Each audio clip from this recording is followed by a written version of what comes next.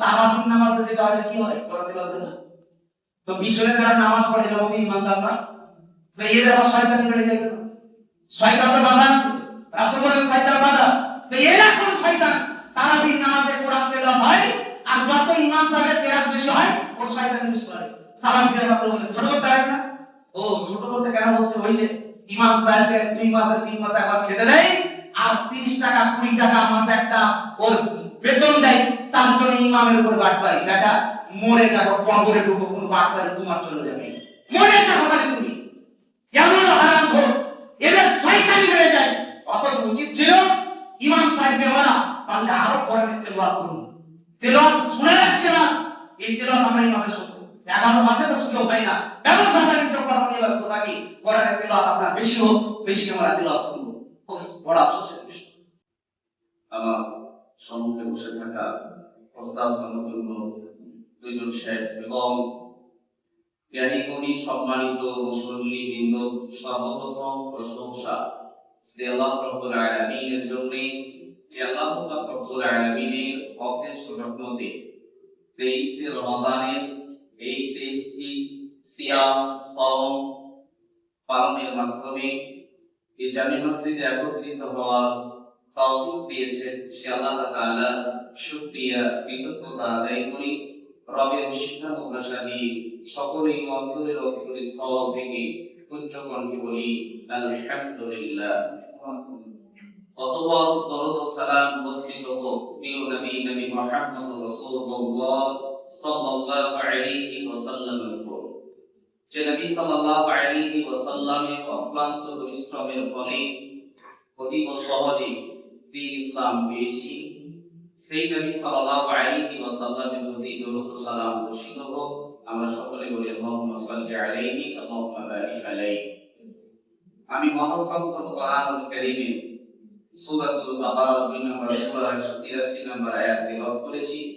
তার সাথে সাথে সহিহুল বুখারী থেকে কিতাবুস সাওম থেকে একটি লম্বা হাদিসের মধ্যে প্রথম অংশ তেলাওয়াত করেছি। তিলাওয়াতকৃত কোরআনের আয়াত, হাদিস, আরো আনুষঙ্গিক কিছু কোরআনের আয়াত, হাদিস এনে কিছু বাস্তবতার কথা তুলে ধরে যে টপিক, যে বিষয় নিয়ে কথা বলবো সেটি হচ্ছে তাকওয়া অর্জনে সিয়ামের ভূমিকা। ইনশাআল্লাহ তাওফিক ইল্লা বিল্লাহ। সম্মানিত উপস্থিতি, আল্লাহ রাব্বুল আলামিন আমাদের প্রতি দয়া করে, মায়া করে 12টি মাসের মধ্য হতে 11টি মাস অতিক্রম করার পর আমাদেরকে প্রতি বছর দিয়ে থাকেন যে মাস, সেই মাসটির নাম হচ্ছে রমাদান মাস। এই রমাদান মাস আগমনের ফলে এই বান্দাদেরকে আল্লাহ রাব্বুল আলামিন প্রকৃতপক্ষে মুত্তাকি, পরহেজগার, আল্লাহর ভীরু করে তোলার লক্ষ্যে উদ্দেশ্যে এই রমাদান মাস আমাদেরকে উপহার প্রতি বছর দিয়ে থাকেন।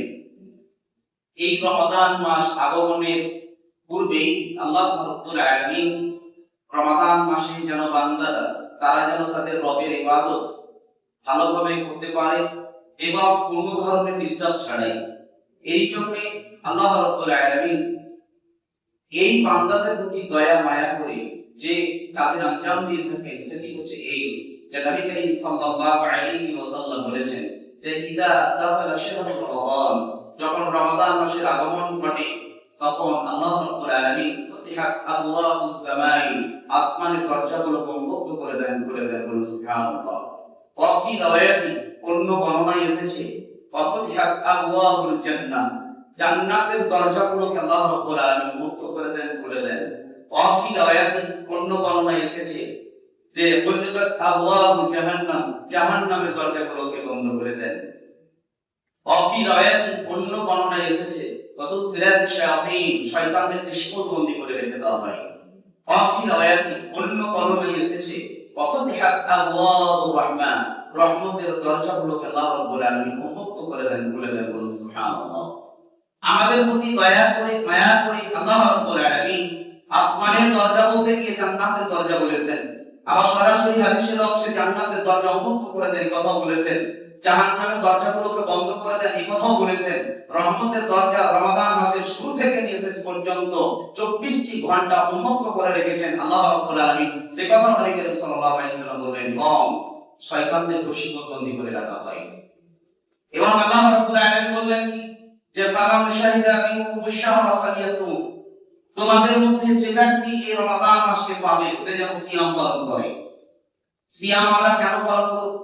আল্লাহ রাব্বুল আলামিন সূরাতুল বাকারা 2 নম্বর সূরার 183 নম্বর আয়াতে স্পষ্ট ভাবে ঘোষণা দিলেন, ইয়া আইয়ুহাল্লাযীনা আমানু কুতিবা আলাইকুমুস সিয়াম কামা কুতিবা আলাল লাযীনা মিন ক্বাবলিকুম লাআল্লাকুম তাত্তাকুন। আল্লাহ তাআলা বলেন, ইয়া আইয়ুহাল্লাযীনা আমানু, ওহে তারা যারা ঈমান এনেছো, কুতিবা আলাইকুমুস সিয়াম, তোমাদের প্রতি সিয়ামকে ফরজ করা হয়েছে, কামা কুতিবা আলাল লাযীনা মিন ক্বাবলিকুম, যেমনটি ফরজ করা হয়েছিল তোমাদের পূর্ববর্তী উম্মাহগণের উপর, লাআল্লাকুম তাত্তাকুন, যাতে করে তোমরা পরহেজগার মুত্তাকি আল্লাহ ভীরু হতে পারো। মূলত রমাদান মাসের এই সিয়ামের আগমন, রমাদান মাসের আগমনে লক্ষ্য উদ্দেশ্য হলো আমাদেরকে প্রকৃতপক্ষে আল্লাহ তাআলা পরহেজগার মুত্তাকি আল্লাহ ভীরু বান্দা গড়ে তোলার জন্য। এটা হচ্ছে আল্লাহ রাব্বুল আলামিনের লক্ষ্য উদ্দেশ্য। এই রমাদান মাসকে আল্লাহ রাব্বুল আলামিন সুন্দর সুন্দর নেকসরে আমল দিয়ে সাজিয়ে গুছিয়ে দিয়েছেন, যারা নবী সাল্লাল্লাহু আলাইহি ওয়াসাল্লামের মাধ্যমে আমাদেরকে জানিয়েছেন। আমরা জানি রমাদান মাসের সিয়াম সম্পর্কে, যা নবী করিম সাল্লাল্লাহু আলাইহি ওয়াসাল্লাম জানিয়েছেন সিয়াম পালন করে আমাদের কি বেনিফিট ফায়দা আছে। সহিহ বুখারীর রাওয়ায়াত বিখ্যাত সাহাবী আবু হুরায়রা রাদিয়াল্লাহু তাআলা বর্ণিত, তিনি বলেন নবী করিম সাল্লাল্লাহু আলাইহি ওয়াসাল্লাম বলেছেন যে মান সামা রমাদান ঈমানান ওয়া ইহতিসাবান গুফিরা লাহু মা তাকাদ্দামা মিন দামবি, যে ব্যক্তি রমাদান মাসের সিয়ামকে ঈমান সহকারে সওয়াবের রাস্তায় যারা পালন করবে, গুফিরা লাহু মা তাকাদ্দামা মিন দামবি, আল্লাহ রাব্বুল আলামিন তাদের বিগত দিনের গুনাহগুলোকে ক্ষমা করে দেবেন। সুবহানাল্লাহ। এই রমাদান মাসের সিয়াম যদি পালন করি ঈমান সহকারে সওয়াবের আশায়, তাহলে আল্লাহ রাব্বুল আলামিন আমাদের বিগত দিনের যে গুনাহ, এই গুনাহ বলতে গেলে সাগীরা ছোট গুনার কথা নবী করিম সাল্লাল্লাহু আলাইহি ওয়াসাল্লাম হাদিসের মধ্যে বোঝাতে চেয়েছেন। এই গুনাহগুলোকে আল্লাহ রাব্বুল আলামিন তিনি ক্ষমা করে দেন। তাই রমাদান মাসের সিয়াম খুব গুরুত্ব সহকারে আমাদেরকে যত্ন সহকারে পালন করতে হবে। এই রমাদান মাসের সিয়াম কোন অবস্থাতেই যেন আমাদের সিয়াম ভঙ্গের যে কারণ, সেই ইলম, সেই জ্ঞান অর্জন করে রমাদান মাসের সিয়ামের প্রতি যত্নশীল হতে হবে। আমরা পারি তো রমাদান মাসের সিয়াম যত্ন সহকারে পালন করতে? আশ্চর্যের বিষয়, দুনিয়ার রঙিনে, দুনিয়ার স্রোতে আমরা চলি। কেমন দুনিয়ার স্রোতে চলি? রমাদান মাসের সিয়ামের প্রতি যত্নশীল আমরা নই। এই রমাদান মাসের সিয়াম পালন করি, কিন্তু যেভাবে পালন করা দরকার সেভাবে করি না। কেমন করি না আপনাকে আমি বলি। নবী করিম সাল্লাল্লাহু আলাইহি ওয়াসাল্লামের হাদিস রয়েছে যে মিথ্যা কথা সিয়ামরত অবস্থায় বলা যাবে না, মিথ্যা কর্মকাণ্ডের সঙ্গে লিপ্ত হওয়া যাবে না। নবী করিম সাল্লাল্লাহু আলাইহি ওয়াসাল্লামের হাদিস, ওয়া আবি হুরায়রা রাদিয়াল্লাহু আনহু قال قال رسول صلى الله عليه وسلم من لم يدع قول الزور والعمل به فليس لله حاجة في أن يدع طعامه وشرابه। বুখারী রাওয়ায়াত। আবু হুরায়রা রাদিয়াল্লাহু তাআলা থেকে বর্ণিত, তিনি বলেন নবী করিম সাল্লাল্লাহু আলাইহি ওয়াসাল্লাম বলেছেন, যে ব্যক্তি এই সিয়াম পালন করলো অথচ মিথ্যা কথা, মিথ্যা আচরণ ছাড়তে পারলো না, তার ক্ষুধার্ত এবং পিপাসিত থাকা হলো এটা আল্লাহ রাব্বুল আলামিনের নিকটে গ্রহণযোগ্য নয়। সিয়ামরত অবস্থায় মিথ্যা বলে না। মুসলিম জাতির এদের সিয়ামরত অবস্থায় মিথ্যা কথা বেশি বলা হয়। আপনি লক্ষ্য করেন ব্যবসায়ীদের নিকটে যারা ব্যবসা করছেন খুব জমজমাট ভাবে, রমাদান মাসের যেগুলো মানুষের প্রয়োজন, আপনি ফল বিক্রেতাদেরকে লক্ষ্য করেন, কাপড় বিক্রেতাদেরকে লক্ষ্য করেন, জুতো বিক্রেতাদেরকে লক্ষ্য করেন। ফল বিক্রেতাকে আপনি জিজ্ঞেস করেন, ভাই তরমুজ কত টাকা কিলো? না তো তরমুজ 50 টাকা কিলো। 40 টাকায় হবে না। চট করে দোকানদার বলে 40 টাকায় কিনাই নেই, দিব কি করে? অথচ কিনেছে পাইকারি রেট 30 টাকায়। এই যে মিথ্যা আশ্রয় নিয়ে ব্যবসা করা, এভাবে মুসলমান জাতি এই রমাদান মাসের সিয়ামরত অবস্থায় তারা মিথ্যা আশ্রয় নেয়, মিথ্যা কথা বলে, মিথ্যা আচরণের সঙ্গে লিপ্ত হয়। আবার ওই সমস্ত ব্যবসায়ীদের মুনাফিক মার্কা আমাদের স্লোগান যে মিথ্যা কথা না বললে ব্যবসা বাণিজ্য করা যায় না, এটা তো শয়তানের স্লোগান। তাদের দিকে প্রশ্ন করেন, মুহাম্মদ সাল্লাল্লাহু আলাইহি ওয়াসাল্লাম তিনি তো ব্যবসা করেছেন, একজন ব্যবসায়ী ছিলেন। নবী সাল্লাল্লাহু আলাইহি ওয়াসাল্লামের জীবন আদর্শ তুলে দেখেন। নবী সাল্লাল্লাহু আলাইহি ওয়াসাল্লাম করিম সাল্লাল্লাহু আলাইহি ওয়াসাল্লাম কোনোদিন মিথ্যা আশ্রয় নেননি, মিথ্যা কথা বলেননি। কারণ নবী করিম সাল্লাল্লাহু আলাইহি ওয়াসাল্লাম মিথ্যা ছাড়াই যদি ব্যবসা করতে পারেন, তার উম্মাহ হিসেবে আমরা কেন মিথ্যা ছাড়া ব্যবসা করতে পারবো না? লাভালাভি বেশি করবো না? আমার আল্লাহর প্রতি কি তার উপর ভরসা নেই? সেই রিজিকের মালিক আল্লাহ রাব্বুল আলামিন ওয়া রাজ্জাক, তিনি রিজিক দাতা। সেই রিজিক দাতার প্রতি আমার ঈমান বিশ্বাস নেই যে তিনি আমাকে দিবেন। তো সেই আল্লাহ রাব্বুল আলামিনের নির্দেশকে আমি মেনে নিতে পারি না। মিথ্যা ছাড়াই ব্যবসা করব, মিথ্যা ছাড়াই ব্যবসা করলে আল্লাহ রাব্বুল আলামিন ব্যবসা বাণিজ্যে তিনি বারাকা দিবেন, এটাই আল্লাহ রাব্বুল আলামিন এবং নবী করিম সাল্লাল্লাহু আলাইহি ওয়াসাল্লামের দাবি। কিন্তু মিথ্যা আশ্রয় নিয়ে আমরা ব্যবসা করি। এই সিয়ামের যত্নশীল আমরা নই। সিয়াম পালন করতে হয় তাই করি, লোকে কি বলবে? আবার অধিকাংশ মানুষ দেখা যায় হাত কাটা শরীর, সুস্থ শরীর থাকা সত্ত্বেও তারা কিন্তু সিয়াম পালন করে না, অথচ রমাদান মাসে তারা মধ্যে সিয়াম করে বসে। হ্যাঁ, এই সিয়াম কত অবস্থায় আপনাকে বাকি 11 মাস তো হালাল খেতে হবে, হালাল বুঝতে হবে, রমাদান মাসে আরো যত্নশীল হতে হবে। আপনি সারাদিন ওই সাহাবী খেয়ে নিয়ে এই যাবত পর্যন্ত ইফতারির আগে মুহূর্ত পর্যন্ত খুব যত্ন সহকারে বেঁচে মিথ্যা কথা না বলি, অশ্লীল কর্মসঙ্গে লিপ্ত না হয়, কখনো অ্যান্ড্রয়েড সেট মোবাইল বের করে ফেসবুকে যেন অশ্লীল কোনো ভিডিও না দেখি। এগুলো দেখলে আমার সিয়াম আর হবে না, সিয়াম আর টিকবে না। এই চিন্তা চেতনা নিয়ে খুব যত্ন সহকারে আপনাকে রমাদান মাসে সিয়াম পালন করতে হবে। এই দাবি করলে করার পর ইফতারের সময় হলো। এখন ইফতারে যে খাবারটা খাবেন আপনাকে কিন্তু হারাম না হালাল কোনটা প্রশ্ন করছে বলতে হালাল খেতে হবে, কিন্তু বড় আফসোসের বিষয় সারাদিন সিয়াম রেখে ওই নেতা নেত্রীরা পাখির দাওয়াত দেয়, আর এক শ্রেণীর হুজুর তারা নিজেদের ঈমানকে রাসূলের সিরাতকে বিক্রি করে ওই সমস্ত হুজুররা আল-কাল্লা ড্রেস পরে ইফতারের পার্টিতে তারা যোগদান করে। যে নেতা শুরু থেকে শেষ পর্যন্ত হারাম পালন করে, হারাম মানুষের ওই সমস্ত জিনিসকে তারা আত্মসাৎ করে তারা নিজেরা লুটপটে খায়, আর রমাদান মাসে মাথায় টুপি দিয়ে বড় আল্লামাতুল তাহার সেজে ইফতারের পার্টিতে জয়েন করে। ও বেটা খবর নিয়ে দেখে এখন পর্যন্ত সিয়ামি রাখে, আর পাড়া মহল্লায় খবর নিয়ে দেখেন 5 ওয়াক্তের নামাজ পড়ে না। রমাদান মাসে লেবাস তাদের চেঞ্জ হয়, পায়জামা পাঞ্জাবি পরে নাই, মাথায় টুপি দিয়ে উযু করেছে কিনা তার সন্দেহ আছে, ইফতারের পার্টিতে বসে যায় আর মানুষকে এদিক ওদিক তাকিয়ে দেখে আর বর্তমান করে বলে ইফতারের পার্টি আমি দিয়েছি। আর নির্লজ্জ মানুষেরা এরা হালাল হারামে টেনে চলে খায়। ওই সমস্ত আলেমরা ইমামরা ঈমানকে বিক্রি করে তাদের ইফতারের পার্টিতে জয়েন করে। আবার এই পর্যন্ত কে সাংবাদিকের সামনে বলে কঠিন তাবু দাতা হারাম ঘর তুমি মরে দেখো, রাসূলের সুন্নাহকে জবাই করে, তুমি রাসূলের আদর্শকে জবাই করে হারাম ঘর তুমি হারাম করার সঙ্গে লিপ্ত হয়েছো। তোমার কি বোধগম্য নেই? তোমার কি লজ্জা নেই? তোমার শরীরে কি রক্ত নেই? বুঝাচ্ছে ঈমানকে বিক্রি করে তার সামনে মাথাকে মতো করে তার ইফতারি পার্টিতে তুমি যোগদান করো।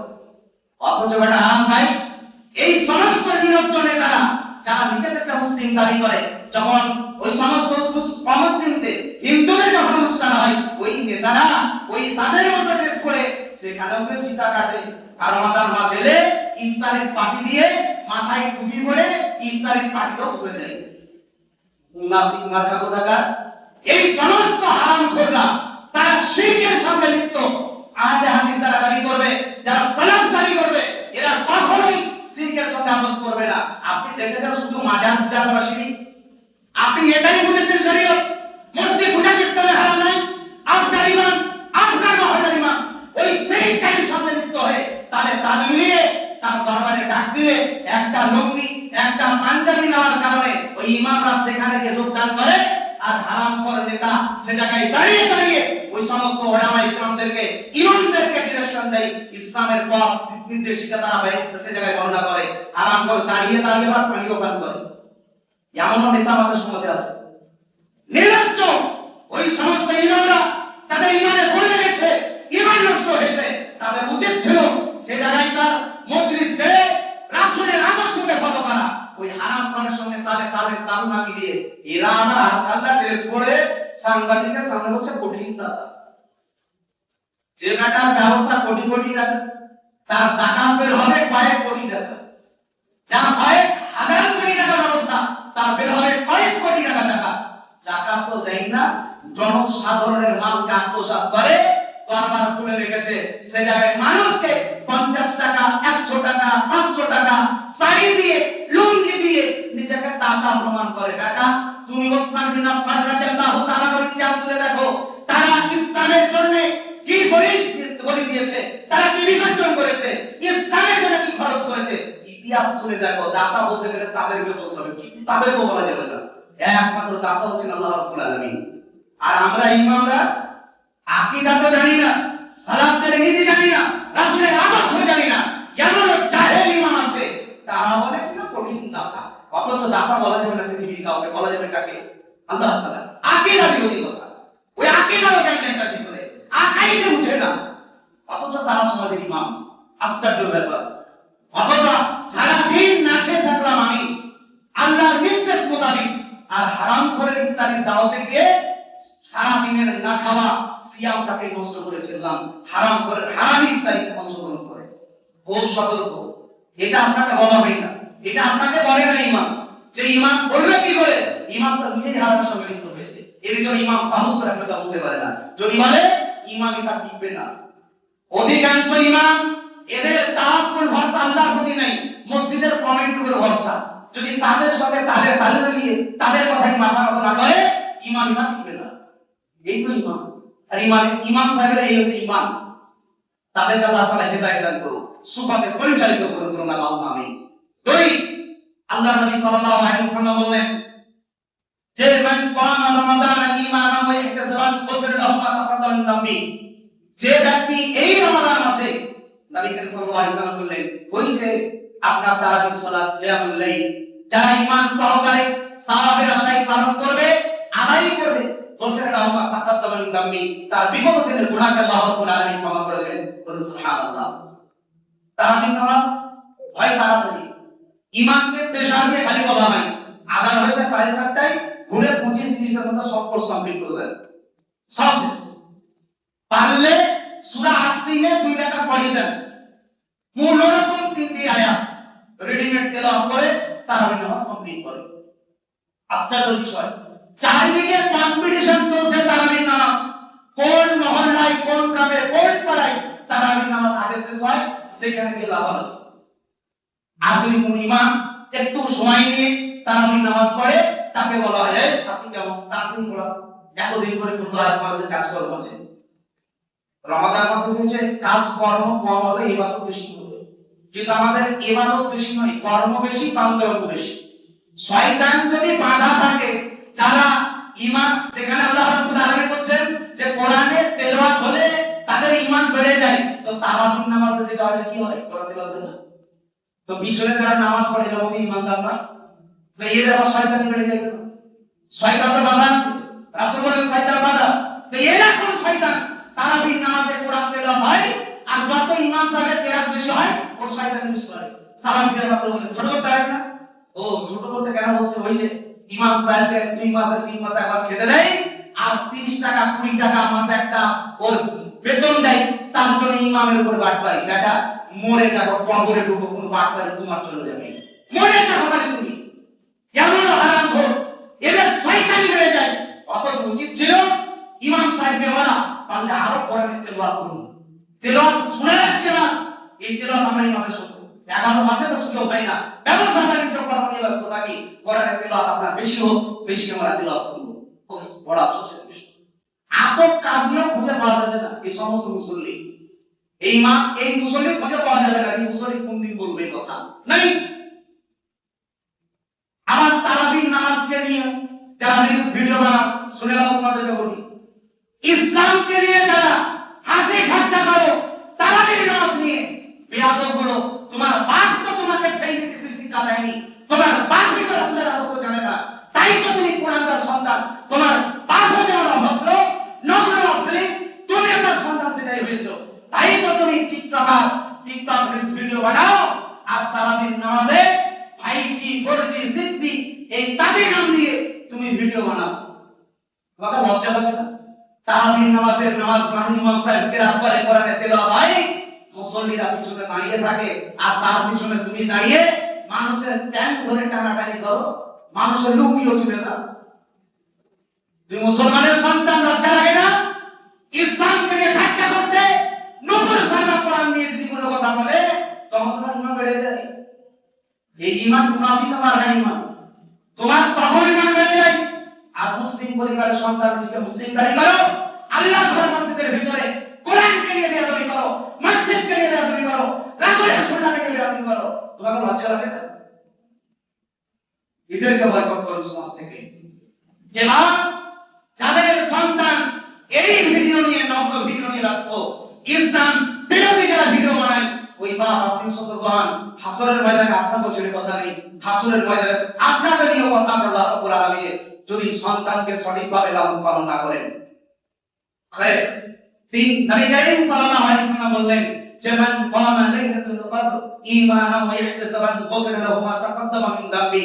নবী করিম সাল্লাল্লাহু আলাইহি ওয়াসাল্লাম বললেন যে ব্যক্তি শবে কদর রাত্রিকে ঈমান সহকারে সওয়াবের আশায় যারা পালন করবে, আল্লাহ রাব্বুল আলামিন তাদের বিগত দিনের গুনাহগুলোকে ক্ষমা করে দিবেন। বলুন সুবহানাল্লাহ।